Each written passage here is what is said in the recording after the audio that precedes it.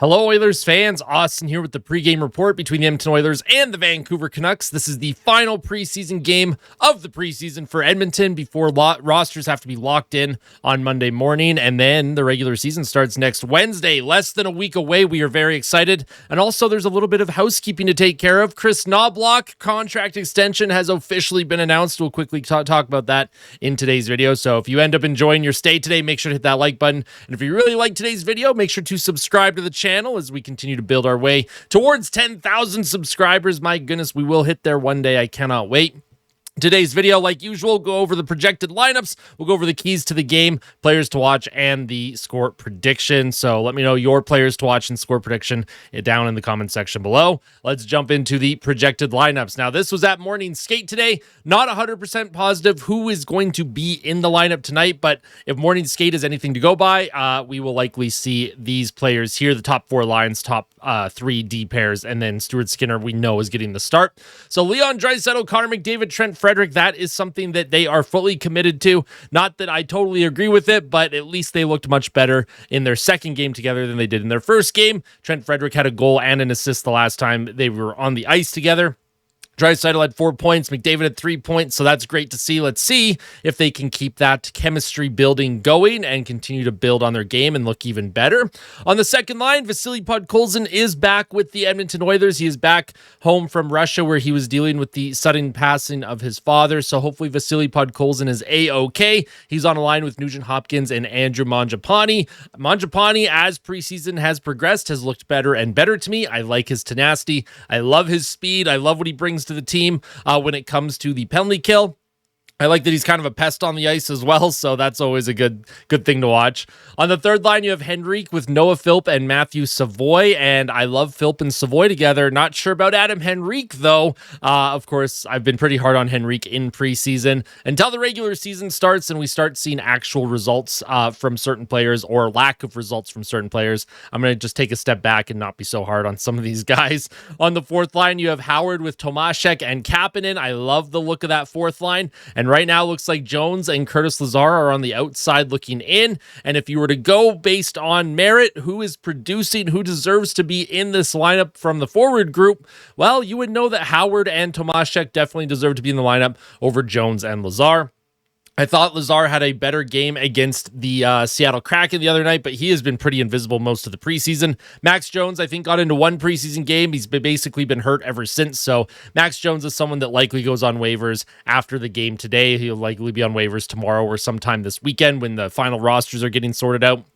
On defense, Ekholm with Bouchard, their top pair. You have Nurse with Stetcher, Kulak with Emberson, and then Wallman was back on the ice. He had been dealing with something. Now, apparently it is not serious for Jake Wallman. It's been something that he's been dealing with. It's been on a day-to-day basis, but it is good to see that he's been back on the ice. He was with Alec Regula. Those two look like they are not playing tonight.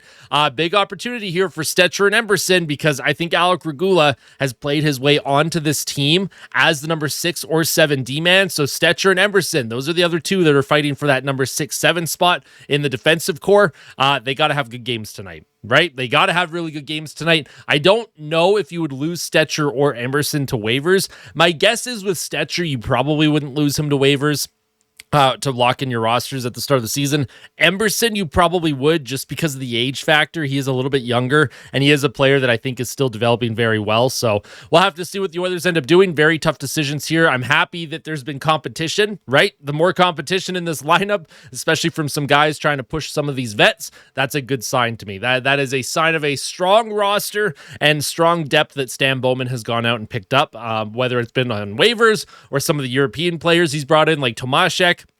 Really, really savvy moves from Stan Bowman so far. Been pretty happy with his overall stay as general manager since he was hired on. In goal, like I mentioned, Stuart Skinner's in the crease, and my oh my, we're not looking at goals against tonight. We're looking at how the goals are going in, right? I don't care if Stu gives up 5 or 6 goals tonight, but the problem that we're having is sometimes Stu looks like he doesn't know where he is. Sometimes he's facing the crowd in his crease for some reason. I don't know. There's always a meme. There's always some kind of meme goal going against Stu.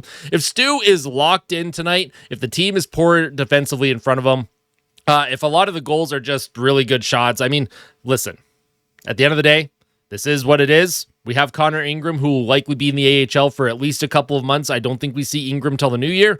This is Skinner's and Pickard's crease here. Let's see what Skinner can do for the team. Let's see if he can instill just a little bit of confidence for the group going into the regular season. And like I mentioned, Kris Knoblauch, just above me here, Kris Knoblauch extended for 3 years. His regular season record is 94, 47, and 10, or a .656 win percentage. And his playoff record, 29 wins, 18 losses, or a .617 win percentage. Kris Knoblauch, 3-year extension, well-deserved in my opinion. There's a lot that I love about Kris Knoblauch tactically, the system that the Oilers play. Even though I'm hard on him and I want the team to be slightly more aggressive sometimes. And of course, there's always the McDavid and Draisaitl factor. Why are they always played together? Do they need to always be played together? He falls in the trap that Woodcroft and Tippett and McClellan and every coach before him has kind of fallen into that. But at the end of the day, Kris Knoblauch has seen results. The team has seen results under Kris Knoblauch. There are players that have developed very well under Knoblauch's watch, and results don't lie. Right? The results don't lie. I can be as hard on Knoblauch as I want about certain lineup decisions, but at the end of the day, wins, losses, that's what matters. And Kris Knoblauch has been one of the best coaches in the entire NHL since the Oilers brought him on a couple of years ago. So good for Kris Knoblauch. We are very excited that he will be in Oil Country for at least 3 more years. So love that for Kris. He deserves the extension, I should say. Now, the keys to the game, just like the Seattle game for the Oilers, the only key to the game here is just stay healthy. Oh my goodness, have you seen what's been going on in some of the games around the league in preseason? Did you see that Tampa-Florida game last night? Over 190 penalty minutes or 180-some penalty minutes combined between the two teams. You had Ottawa and Montreal going at each other in the city of Quebec during that game. You have guys dropping like flies when it comes to the injury bug. My goodness gracious. For Edmonton here, just get out of this game relatively healthy, relatively unscathed. We know Vancouver is going to be playing very hard. We know their style. We know Adam Foot hockey so far, at least in preseason, has been go, go, go, do not stop, always apply pressure. That type of coaching is something that I really like.